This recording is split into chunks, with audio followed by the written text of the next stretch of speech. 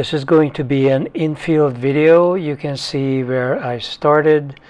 At first there is a downhill down to the beach. This is Patong beach at the bottom, and that's a flat area. It's all flat all the way to what you see on the left, which is really the southern edge of town, or southwestern edge.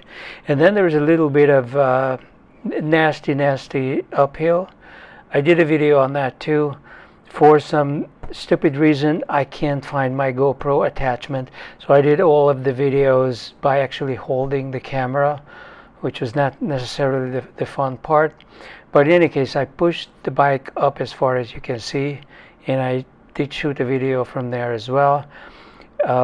There's no way you're gonna get this single speed Chinese made crappy 40-pound steel bike up on that hill just by pedaling. Although with my new beach shoes on, I might be able to do it, but I would be drenched in sweat, so I just pushed it up. On the way back, my brakes are so incredibly weak.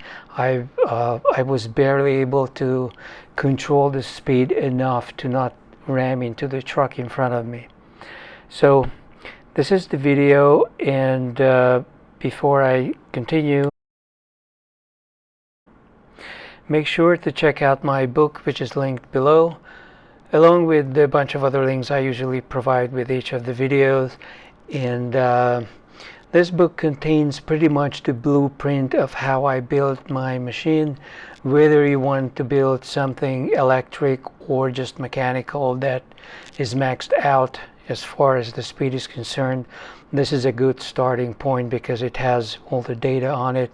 And feel free to comment either on my YouTube, social media, or even on Amazon about any questions you have. In addition, feel free to subscribe or to give a like. And now for the video. This is my current bike, if you haven't seen it already. I bought this bike for maybe 120 bucks total. This is going to be good enough for a few months of just riding around. The front brake is terrible. I mean, the rear brake is equally terrible. But in any case, this is the downhill from my current residence to almost to the beach. Most of it is downhill or flat. Toward the end, it kind of flattens out. The cars are very polite here. Also in Bangkok, they were polite, but not the scooters. The scooters are the ones you have to watch out for. And the roads are so narrow, you can see how close the cars come as well. But at least they slow down, they are very careful. I can't say the same thing about the scooter, unfortunately. They can be pretty aggressive, and they are speeding, zipping in and out of the car lane. So it's kind of scary. And I'm the only one on a bicycle. Nobody in this town rides a bicycle. I guess during the 2 weeks I have been here, I have seen maybe 2 people on a pedal bicycle.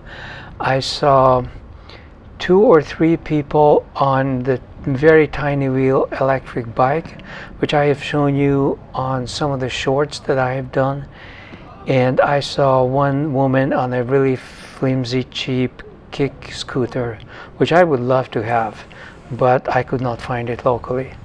So this is the beach. I am on the beach, and as much as I like two-wheel transport and scooting and all of that, I think there are just way too many scooters in this town.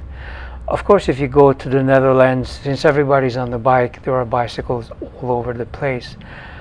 I guess those of us who ride small wheels feel the urgency to control the utility of space better, because we really don't even take up as much space as a full-size bicycle, let alone a motorized scooter or motorcycle. So I would appreciate if they didn't. And also, riding a motorized scooter at speed on this pavement is really not cool, and sometimes they come at you headlong. So I just find the motor scooter to be an annoyance, to be honest, overall. A lot of these people, they could get on the bike, they could get on a kick scooter because of the heat, maybe an electric, and also because of the distance. I think electrics are at a point now where you could commute 40 miles away, and that easily covers it for most people. They typically come here from a nearby town, I think Phuket town, from maybe 15 miles away. And this is kind of the left side view as I'm riding southbound on the pavement right next to the beach. And the rest of it on the opposite side, it's all sandy, which is not that easy to navigate even on mountain bike tires, which is what I have. I think I have about 2 inches, 2-inch wide, which you can install straight up on the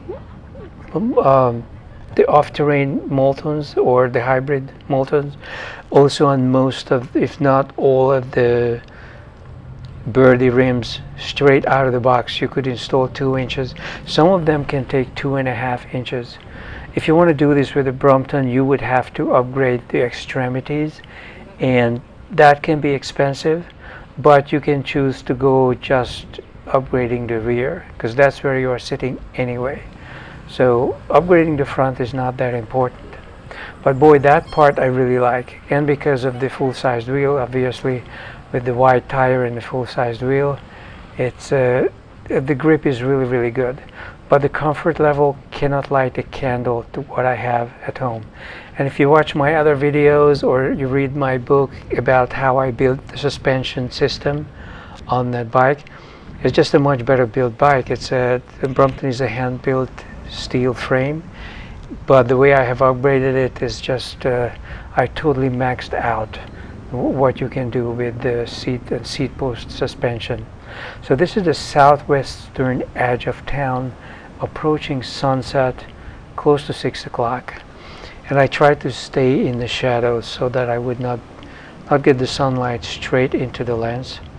And I'm surprised at how good the GoPro is in every respect outdoors. Indoors it's garbage, but outdoors the image stabilization, the metering, even the colors, very good. Congratulations, GoPro. Too bad I left the attachment at home, so I'm gonna have to film using my hand, or maybe I'm gonna find an attachment here, I don't know. Would be nice to attach it to the bike, and ideally tomorrow I'm going to test my luck at the local upstate sports bicycle shop. They sell Campagnolo and Italian stuff. Maybe they can do something to the brake, at least to upgrade the pads. And the rear is a coaster brake, so maybe upgrade the wiring. This is all factory installed and it's just so lousy.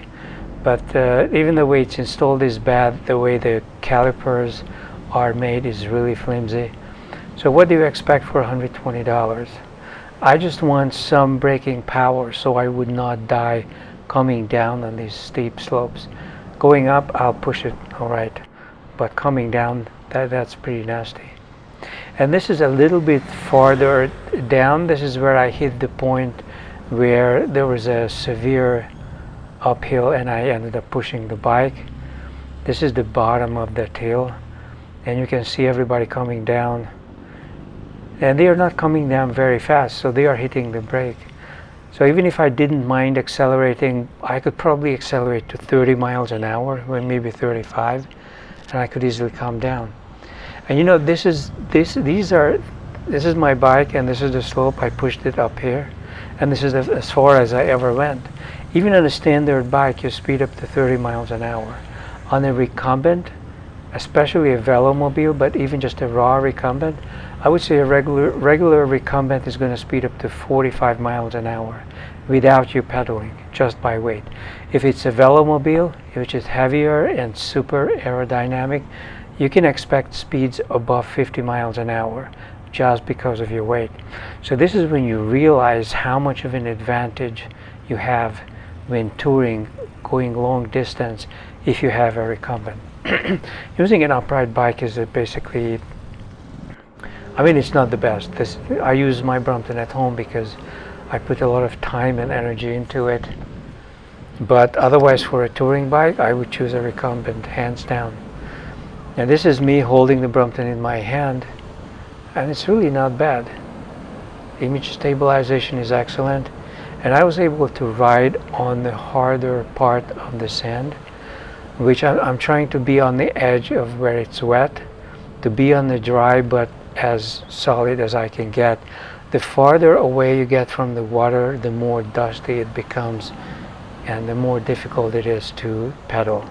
So at this point you really understand why the fat tire bike was invented, because the fat tire bike that has 4 inches of tire, if not more than that, and if you underinflate it, you go down to something like 20 psi, you can go wherever you want. You can go on the snow, you can go right on the softest, driest sand, and it's no problem at all. This is still not the sunset, but it's getting close.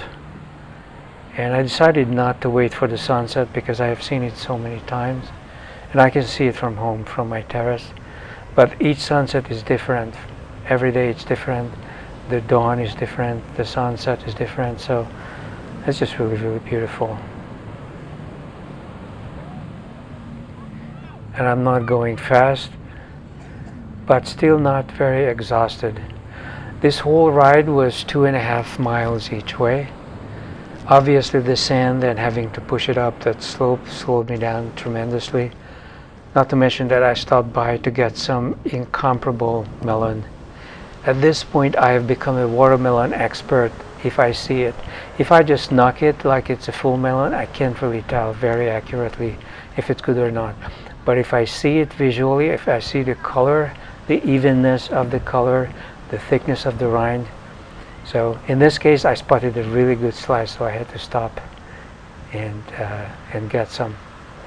And they sell all kind of corn and everything. I really like the Thai checkered white and black corn, which is not that sweet.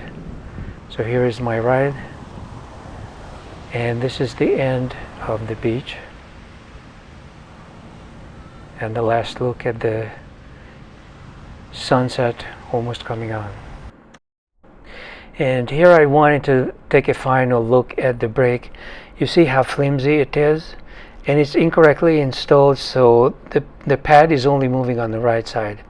It's supposed to be moving on the left side as well, so it's just so bad. The way it is screwed on, probably by some slaves. So hopefully maybe tomorrow if they could tighten or change the way it's installed, because it's incorrect, and maybe I don't think they need to replace the wire because that's good, but the pad, what Brompton typically sells these days is the Swiss stop, and that's probably the best pad you can get. So if they can have something like that, maybe they're not going to have it, but I'm going to see what they have tomorrow.